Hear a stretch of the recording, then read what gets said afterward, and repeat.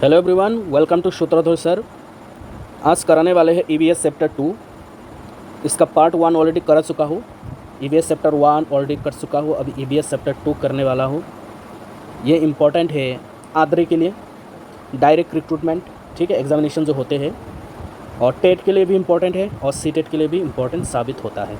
तो competitive exam के लिए हम बोल सकते हैं कि बहुत इम्पॉर्टेंट है, और ये कम से कम आसाम रिलेटेड सबसे ज़्यादा इम्पॉर्टेंट है, ठीक है। और आसाम रिलेटेड क्वेश्चन तो सेंट्रल में भी पूछे जाते हैं, है ना। तो लास्ट तक बने रहे ना, क्योंकि ऐसा ही ज़बरदस्त वीडियो में एक दिन छोड़ के मैं अपलोड करता रहूँगा। चैप्टर 1 ऑलरेडी अपलोड कर चुका, चैप्टर 2 ये रहा, एक दिन बाद फिर से चैप्टर 3 लाऊंगा। ऐसे करके कम से कम 100 से ज़्यादा मैं वीडियो लाऊंगा, ठीक है। चैप्टर 1, चैप्टर 2, चैप्टर 100 ऐसे करके। तो लास्ट तक बने रहना। मैं चाहूँगा कि सूत्रधर सर के चैनल को सब्सक्राइब करें ऐसे ही ज़बरदस्त वीडियो पाने के लिए। बेल बटन को दबाएं, क्योंकि जब मैं वीडियो अपलोड करूँ सबसे पहले वो वीडियो आपको जाके मिले। अभी हमारा सब्सक्राइबर एकदम कम है, जल्दी से जल्दी देखो और सब्सक्राइबर बढ़ा दो आप, ठीक है, ताकि सभी के पास ये इंपॉर्टेंट चैनल पहुँच पाए, ठीक है। तो क्वेश्चन नंबर 1 क्या है? What are the organic and inorganic components of the environment? हमारे परिवेश का, हमारे पर्यावरण का, एनवायरनमेंट का ऑर्गेनिक और इनऑर्गेनिक कंपोनेंट क्या क्या है? ऑर्गेनिक जो सांस लेते हैं, इनऑर्गेनिक जो सांस नहीं लेते हैं, जो जिंदा है, जीवित है, और जो जीवित नहीं है, जैसे plants, animals, birds, micro organism, ये क्या क्या है? ये हो गया आपका ऑर्गेनिक। और ये air, water, soil, heat, light, ये क्या हो गया आपका इनऑर्गेनिक, ठीक है। उसके बाद क्वेश्चन नंबर 2 पे नज़र डालिए। Why are plants called producer? Plant को, पेड़ पौधे को प्रोड्यूसर्स क्यों कहा जाता है? They prepare their own food, क्योंकि ये अपने आप का फूड अपने आप बना लेते हैं। जो पेड़ पौधे होते हैं वो अपने आप फूड बना लेते हैं, ठीक है। इस वजह से इसको प्रोड्यूसर कहा जाता है। उसके बाद what are the other types of consumers और क्या क्या तरह का होता है? There are 3 types of consumers, 3 तरीका का प्रोड्यूसर होते हैं, कंज्यूमर होते हैं। Consumer class 1 consumer, class 2 consumer and class 3 consumer. 3 तरीके का कंज्यूमर होते हैं, और वो क्या क्या होता है धीरे धीरे आपको पता चल जाएगा। उसके बाद नेम 3 इकोसिस्टम्स, 3 इकोसिस्टम के नाम बताओ आप। 3 इकोसिस्टम का नाम है, एक है ग्रासलैंड, एक है पॉन्ड, और एक है क्रॉप फील्ड। मतलब ग्रासलैंड में बहुत सारा एक आपका फूड चेन मिल जाएगा। ग्रासलैंड में बहुत सारा इंसेक्ट होगा जो एक दूसरे को खा के ज़िंदा है ना। पॉन्ड में बहुत सारा इंसेक्ट होगा, बहुत सारा एनिमल्स होगा, जैसे फिश हो गया, और भी कुछ इंसेक्ट होगा, क्रैब हो गया, जो एक दूसरे को खा के ज़िंदा है, ये भी इकोसिस्टम है। और एक है क्रॉप फील्ड में बहुत सारा एनिमल्स, इंसेक्ट है जो एक दूसरे को खा के ज़िंदा है, ठीक है। तो ये हो गया एक इकोसिस्टम। उसके बाद देखिए question number 5, at the beginning of the food chain are plants, animals और माइक्रोब्स। मतलब फूड चेन के जो पहले में कौन आता है फूड चेन में? एट द बिगिनिंग, है ना। बिगिनिंग में फूड चेन में सबसे पहले क्या आता है? प्लांट्स आता है, एनिमल्स आता है, माइक्रोब्स आता है। सबसे पहले प्लांट्स आता है, ठीक है। प्लांट्स को खा के ही जिंदा होता है, और प्लांट्स अपने आप फूड को प्रोड्यूस करता है। फूड पहले आता है, प्लांट्स पहले आता है, उसको खा के दूसरा जिंदा रहता है। दूसरा कंज्यूमर 1, कंज्यूमर 2, कंज्यूमर 3 जिंदा होते हैं, इसको खा के, प्लांट्स को खा के, है ना। उसके बाद देखिए क्वेश्चन नंबर 6, द सेपरेटर और प्रोड्यूसर और consumer prepares their food. Food कौन बनाता है? सेपरेटर बनाता है, प्रोड्यूसर बनाता है, या फिर कंज्यूमर? सेपरेटर क्या करता है? सेपरेटर फूड को पचाने के लिए, गलाने के लिए, पचाने के लिए कौन काम करता है? सेपरेटर काम करता है। प्रोड्यूसर जो फूड को बनाता है, और कंज्यूमर जो फूड को खाते हैं। तो हमारे क्या बताया कि फूड को प्रिपेयर कौन करता है? प्रोड्यूसर करता है ना।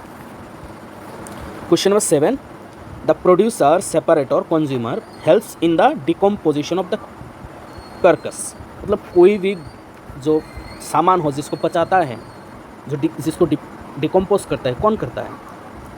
गलाता है, पचाता है, कौन करता है? कोई भी प्लांट्स हो, कोई भी खाना हो, कोई भी डेड बॉडी हो, उसको गलाता है, पचाता कौन है? सेपरेटर। हम इसको बियोजक भी बोलते हैं, बियोजक, ठीक है। उसके बाद क्वेश्चन नंबर 8 में नज़र डालिए। Why do dead creatures lying on the ground rot? जो डेड क्रिएचर होते, जो मरा हुआ है, वो ग्राउंड में धीरे धीरे सड़ जाता है, गल जाता है। क्यों? ऐसा क्यों होता है?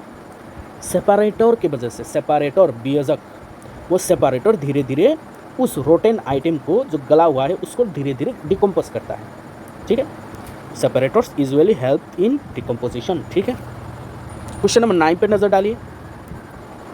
क्या है 9? What are the inorganic components used by plants in photosynthesis.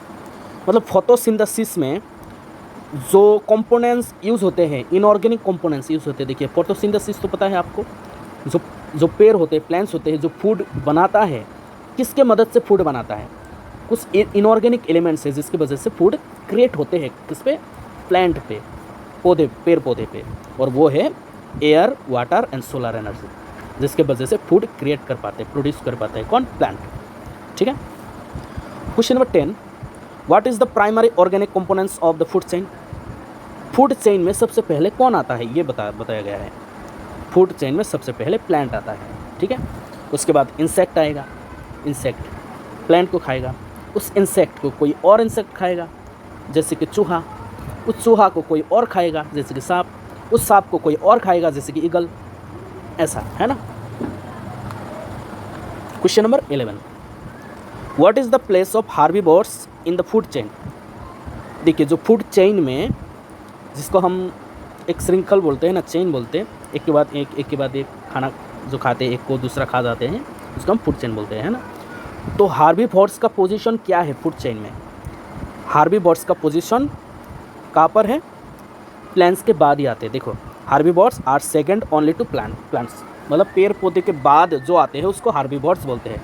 मतलब जो सिर्फ प्लांट खा के ज़िंदा रहते हैं, जैसे कि डेयर हो गया, कोई इंसेक्ट हो गया जो पेड़ पौधे खा के ज़िंदा होते हैं, उसका हम हार्बीवोर्स बोलते हैं। इसका पोजीशन कब आता है? प्लांट के बाद। प्लांट प्रोड्यूसर होते हैं, उसके बाद कंज्यूमर, जिसको हार्बीवोर्स को हम फर्स्ट कंज्यूमर बोल सकते हैं, है ना। उसके बाद देखिए क्वेश्चन,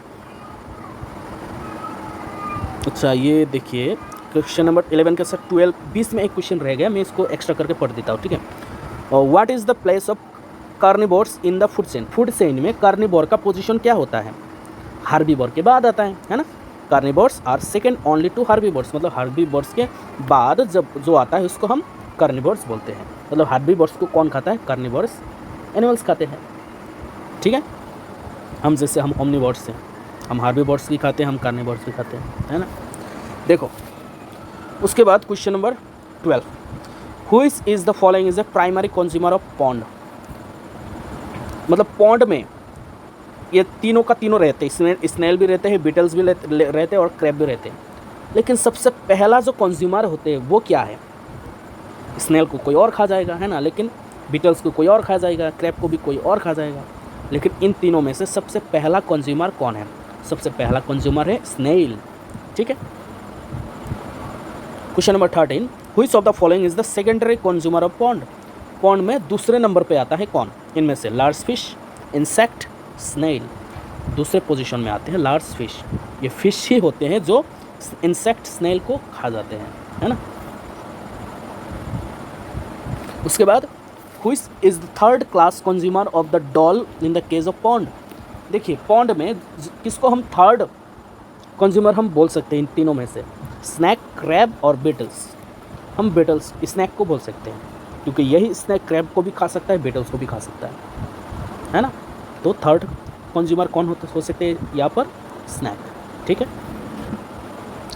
उसके बाद देखिए question number 15, which category of animals are consumers.